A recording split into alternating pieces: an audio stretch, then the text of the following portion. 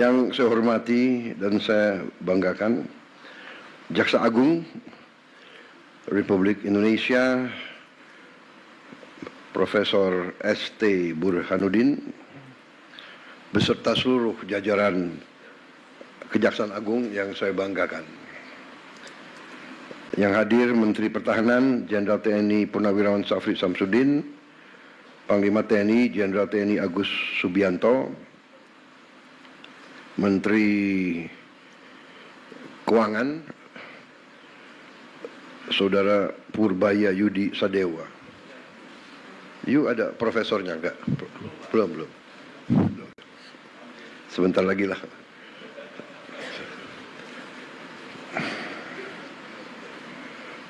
Menteri Sekretaris Negara Saudara Prasetyo Hadi. Udah doktor? Belum doktor? Saya juga belum.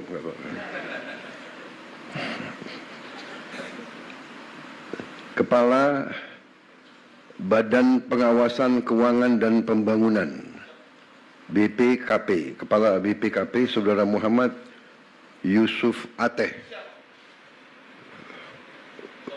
Udah doktor? Oh.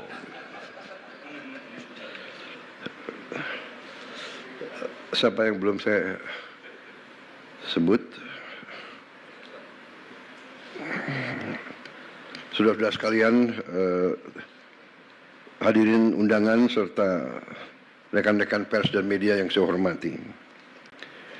Saudara-saudara, tentunya selalu tidak henti-hentinya kita panjatkan puji syukur kehadirat Allah Subhanahu wa taala, Tuhan Maha Kuasa, Tuhan Maha Besar.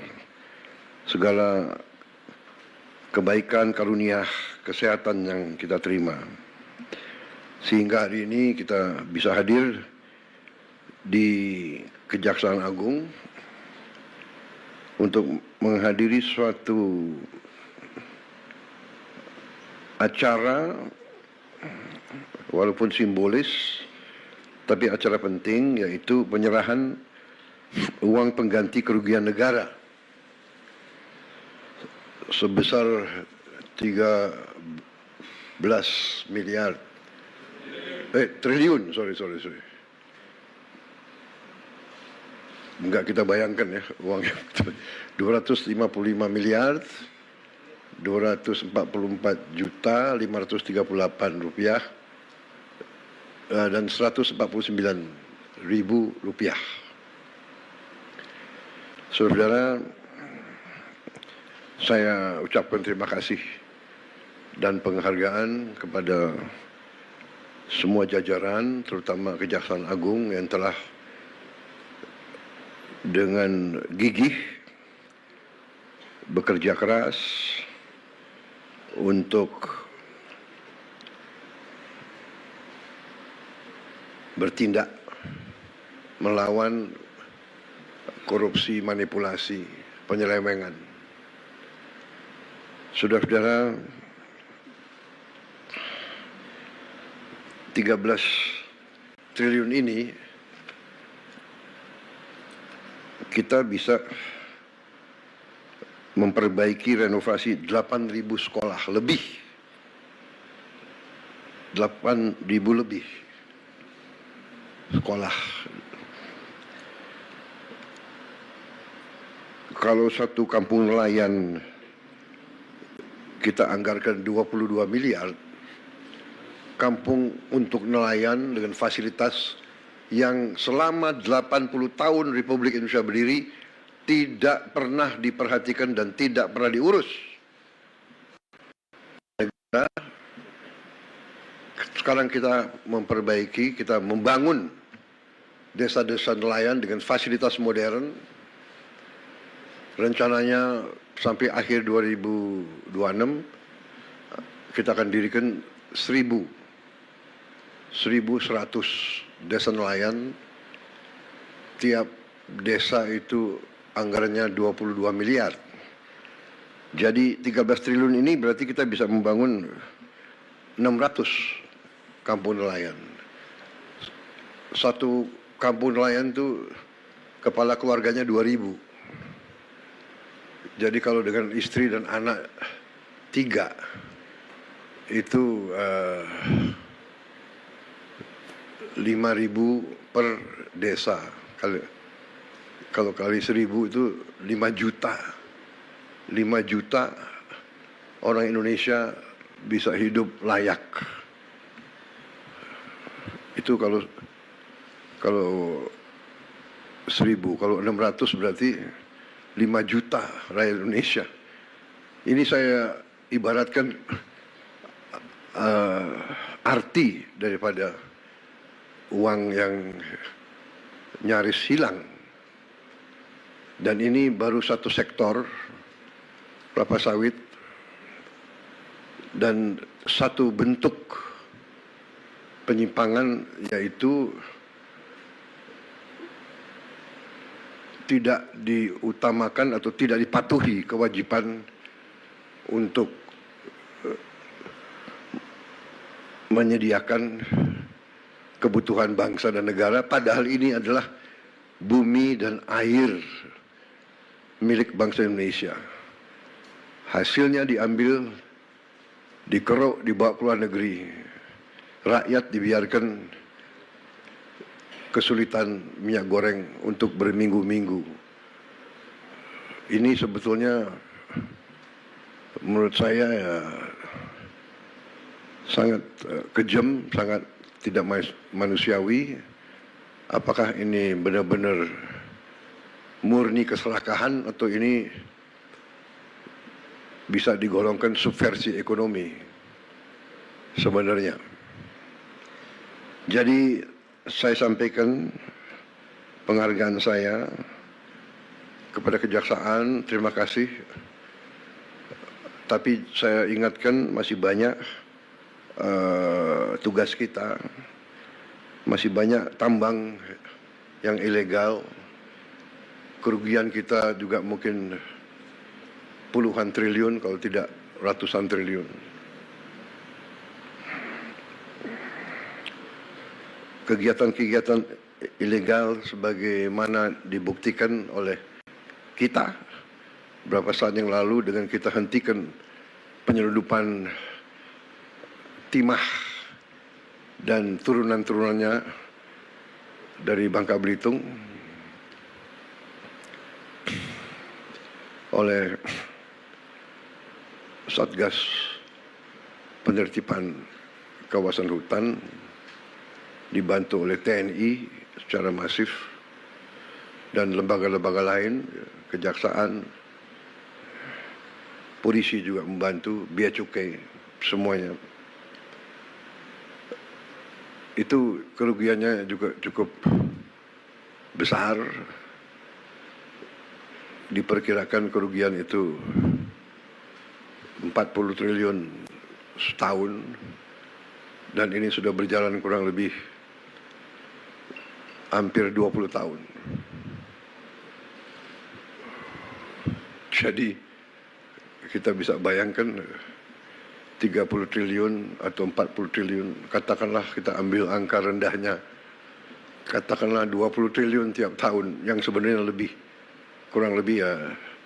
Lembaga-lembaga internasional pun sudah mengkaji sekitar 3 miliar dolar setahun kerugiannya. Kalau dikali 20 tahun itu adalah ya 800 triliun. Apa yang bisa kita bangun? Negara apa yang bisa kita bangun dengan hal-hal seperti itu? Ilegal tambang, ilegal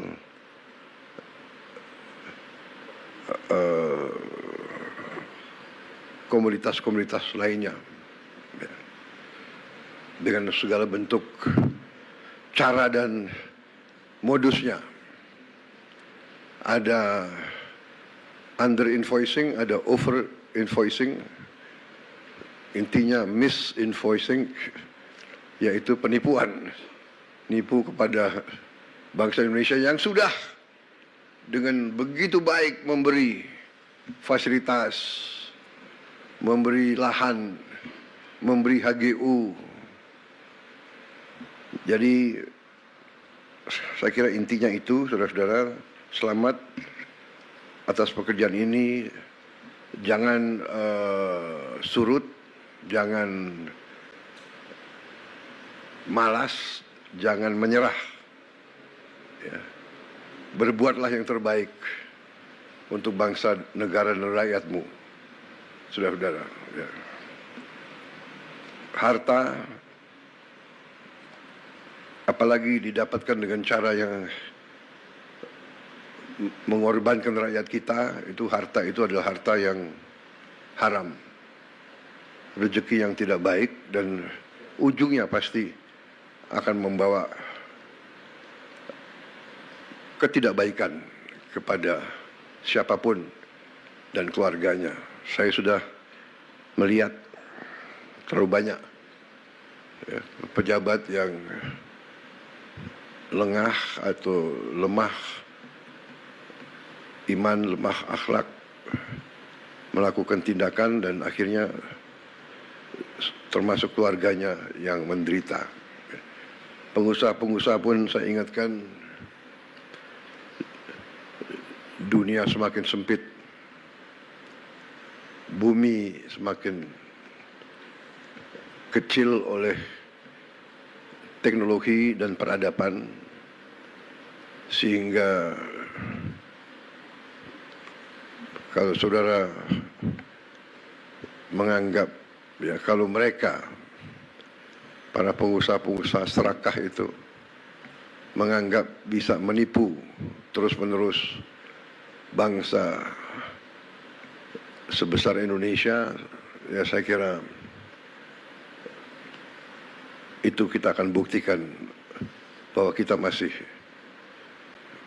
eksis, masih kuat, dan kita bertekad untuk menegakkan kedaulatan kita demi rakyat kita. Kita tidak ingin mencari-cari masalah. Saya ingatkan terus kejaksaan, kepolisian, jangan kriminalisasi sesuatu yang tidak ada untuk motivasi apapun. Ini saya ingatkan karena juga kejaksaan termasuk lembaga yang harus koreksi diri juga. Di antara jaksa-jaksa di daerah-daerah saya dapat laporan, kita semua merasakan ada juga yang lakukan praktek-praktek yang mungkin tidak benar atau kurang benar. Jangan mencari-cari perkara, apalagi terhadap orang kecil. Ya. Orang kecil, orang lemah itu hidupnya sudah sangat susah. Jangan diperberat oleh mencari-cari hal yang tidak perlu dicari. Saya ingat beberapa saat yang lalu, saya ingat benar ada anak SD, anak di bawah umur ditangkap karena mencuri ayam. Saya ingat benar itu. Ini tidak masuk di akal. Hakim, jaksa, ada apa ngejar?